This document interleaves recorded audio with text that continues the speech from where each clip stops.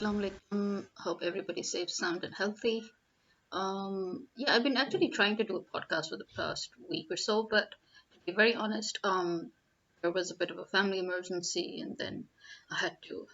Um, I myself then became uh, ill, and I tried to get stuff done, and strangely, as things always happen that way, at this very same time, our door neighbors they decided to have an extensive renovation that sounds more like a remodeling than a reno, the way they're at it, because they're still going on.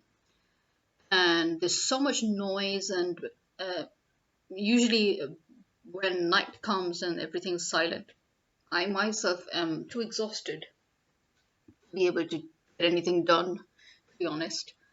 But yeah, but lots of things have been happening anyway, despite the fact. In fact, too many things are happening, and one of them is the fact that the unnecessary tension. I've always said that if you want to live a life of unnecessary tensions, by all means come to the subcontinent.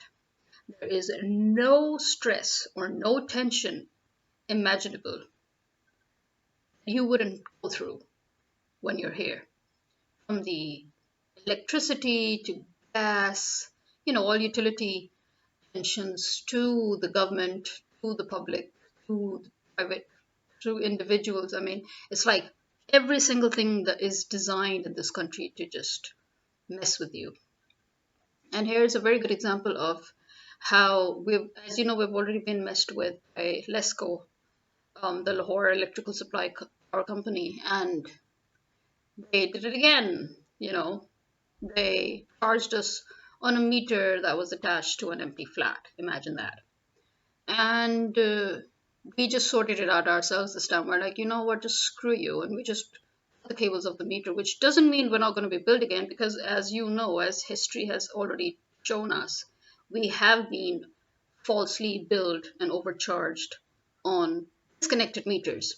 And despite the fact that we processed the whole application months ago, and we put the complaint through Citizens Portal, uh, the meter are, both the meters are still physically attached to the poles.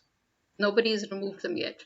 And we're still paying rent, despite the fact that officially on the record, we have already processed disconnection of the meters like for a second time months ago. And as always, I'm going to keep on with the background noises. Yeah, I think I forgot to say that. Because as you know, I prefer to have a bit of a natural ambience when you're speaking rather than have a foolproof podcast where it's actually you feel as if somebody's in the studio and just chatting away. And what better background than the azan? So if you can hear the azan, well and good. But if you can hear that stupid reno that has just started right now, right on cue, I'm sorry about that, though I think I'll try to keep that to a minimum.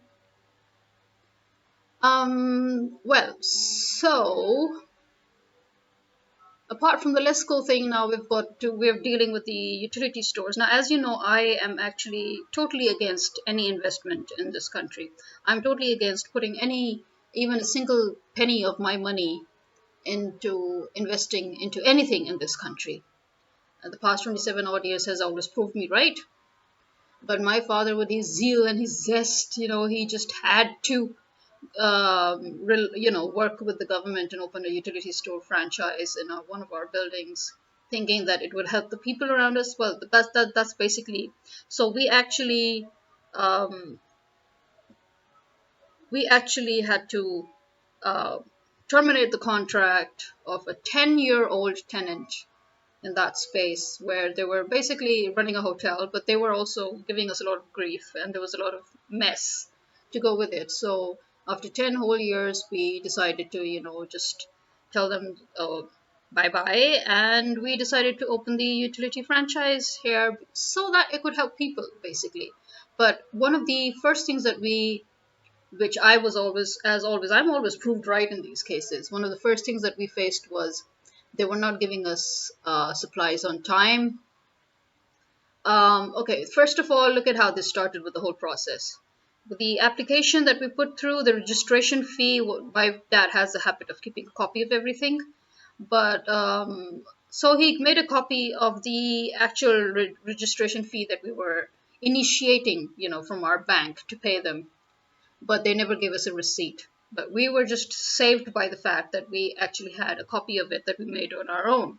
Then we paid them the security fee, which is refundable, 100% refundable upon withdrawal of, upon closure of the franchise. They refused to give the receipt for that too. Then we had that, unfortunately, my father didn't keep a copy of, which he didn't seem to think that it was going to be a big deal because the process had been initiated and we got a letter confirming that that our store would be open because we have paid the registration fee and the security and all that and all that. And since then, we were basically running the store at a loss because the utility store seemed to think that as a franchise, as a franchisee, we should follow all the rules. But they, as the parent company, do not follow any of the rules. It seems like they don't even know what a franchise is because they simply became a glorified supplier, which is why I've always been against, as I said, working or investing in this country. So they were a glorified supplier. So anything and everything, they were just suppliers. But when it came to them, then we were franchisees. And we used to pay in advance for all the goods, obviously, that needed to be supplied. And many times they would give our supply that we had already paid for to another store. And then they would try to deny it. So that was one of the things that they were doing to us. Then another thing that we found out, which rendered the whole point of opening a franchise useless, was the subsidized items. The reason why people come to a utility store, they did not give subsidized items to franchises, which is, flour, especially because people come for flour, they come for wheat. Okay. You cannot supply them with the basics, with wheat and with flour and with then they won't come to you because that's what they come for. And they were always running short on supply for other subsidized items that they did provide us, which is sugar and rice. And we were obliged to look for other suppliers because, and this is on the record, that their own management kept on, including their area manager and their zonal manager, they kept on telling us, you can go for private suppliers, you can go for, although you're not supposed to. But the fact that they blatantly refused to give us a lot of the stuff that we needed, they kept on pushing branded stuff at us. And we're like, listen, if you and I or anybody else needs branded stuff, there's so many big supermarkets right in the area. Why would anybody come here? We need subsidized items, which was what they weren't giving us. So at the end, after and during Ramzan, one of the worst part is during Ramzan, not only did they keep us and other franchises short of supply, but the supplies that they did give us, they were rubbish. The quality of the lentils that they were providing all their franchises was so bad that even an hour in the pressure cooker wouldn't do anything to them. Okay, they were as hard as stones. And if nothing else, they were filled with insects. Same as with their dates, we just removed all the dates from our shelves. Although I know other franchises just sold them as it is. And we removed ours because I happened to just open one of the dates and I saw that there were insects in it. So then, you know what, I got after complaining to the utility store corporation, and after and getting no reply, and then later on when I wanted to lodge a fresh complaint on the quality of products and the lack of supplies, their email wasn't working. Imagine, no email, no contact of USC, that is Utility Stores Corporation, was working. And at the end of the day, I just went to Citizens Portal, obviously, Zindabad. So went there, lodged the complaint. After that, their zonal manager called me and I will personally look into this and that. And after an hour of convincing me that I should close I'm like, listen, I'm not going to close the complaint. If you're satisfied, you close it on your end, but I am not going to close it. From my end, this case will be officially opened until the whole process is completed. I don't care that you have a 49 days time limit to complete your process. If you're not even able to do that within 49 days, then it means you're not able to do anything, or either you should extend those 49 days time period or go take a hike. Well, in any case, so I'll personally look into this and this and that and this and that, and then um, they put it on the record that they had initiated the process of returning our money, but my dad still had to go and put in a written application manually. You see, as I said, a manual application and everything. And once again, the Lahore area manager office, they refused to give a diary number. A diary number is like a receiving, it's a receipt that they give you so that you have proof that you've put an application through. They refused to give that, and they're like, no, no, don't worry, don't worry. And they did not give it to my dad, no matter how long he stayed there waiting for it. And now we waited for months and months and months, and 6 months later, I'm like, you know what? The new year has already started, and we're already well through into the new year. We're past that even. 3 months passed, and total 6 months have passed, and we still haven't got our money. So can you kindly make sure that we get our refund already? And then they, after writing down an apology, now what happens? Now the area manager calls me and says, do you have the receipt or a copy for the money that you paid? I'm like, listen, how did you allow us to open the franchise if you don't have the paperwork for it? And why should I have the paperwork for it? Your office should have all the paperwork necessary, needed. I mean, my job was to pay you. I have a bank statement giving proof that I have given you the money. You never gave me a receipt. Now you're telling me to look for the receipt? Seriously?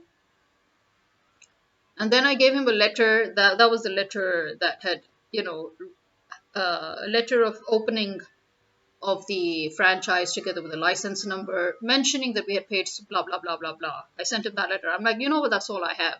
I'm like, you didn't even give me a receipt for the registration fee. The only reason that I'm safe here is because in the registration fee, just before paying you, we took a copy of that money, of that, of the movement of money, and in which the name of the sender and the recipient and everything is all written down. And that was the bank statement. So we have that. I'm like, and now finally he finds the receipt. Now he wants me to look for the application. I'm like, why should I have the application? How did you start the process of refund and closure of the franchise without that paperwork? I mean, see, that's a problem with Pakistan, especially the government. Not just the government, but, as I said, the banks and this, but especially even the government, is that they want you to do all the hard work and all the heavy lifting while they just sit down and, get the money. So I'm supposed to look for the receipts, and I'm supposed to look for copies, and I'm supposed to look for the application form. So what the fuck are you there for? Just tell that to me. Just explain that to me.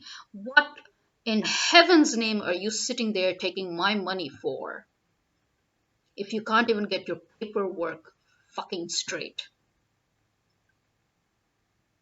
Why are you calling me and hassling me every day, telling me you can't find this paperwork, I should look for it, and why don't you just pay me?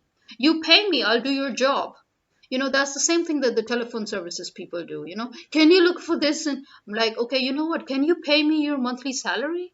You pay me your salary and I'll do your job.